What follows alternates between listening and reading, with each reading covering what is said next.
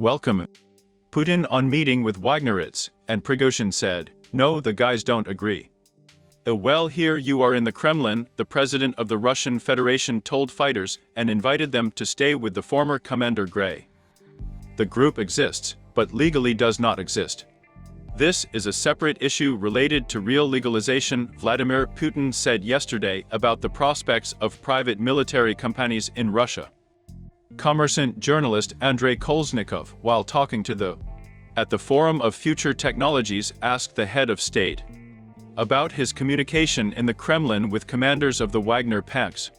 According to the president, during the 3-hour conversation he did 3 things.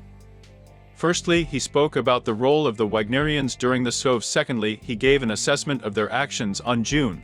Thirdly, he described the options for their further service. Details are in the material business online. Wagner's BEPs don't exist. We don't have a law on private military organizations. It just doesn't exist. Vladimir Putin said yesterday, talking to journalists after the plenary session of the Forum of Future Technologies in Moscow. All of them could gather in one place and continue to serve. The Wagner BEPs does not exist. We don't have a law on private military organizations. It simply does not exist.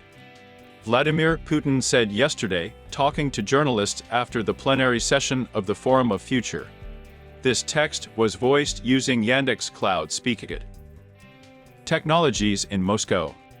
The details of the conversation are given in Commerçant by the modern Kremlin chronicler Andrei Kolesnikov. It was he who asked the president of the Russian Federation about his recent meeting with the Wagnerians. Everything is very simple and obvious for the Russian society. The rank-and-file fighters of Wagner fought with dignity, so the fact that they were involved in these events is regrettable. I will say this very carefully. The head of state said clearly, not really wanting to pronounce the name of Yevgeny Prigozhin. On the one hand, at a meeting with them, I gave an assessment of what they did on the battlefield, and on the other hand, what they did during the events of June. Commerçant continues to quote Putin. Third, he showed possible options for further passage of their service, including combat use. That's it. The meeting in the Kremlin itself, as it turned out, lasted 3 hours. What will happen next with Wagner's BEPs? Voiced by Yandex Cloud Speak. There is no such legal entity, Putin explained. The group exists, but legally does not exist. This is a separate issue related to real legalization. But this is an issue that should be discussed in the State Duma, the government. A difficult question. Then Kolesnikov tells about a story from the very meeting that the president of Russia personally shared with him. Added he offered the Wagner commanders whom the president confirmed there were people at the meeting. Well, you're in the Kremlin. He told them several employment options, including under the leadership of their direct commander with the call sign Gray, writes Commerçant. That is the person under whom the Wagner fighters have served for the last months.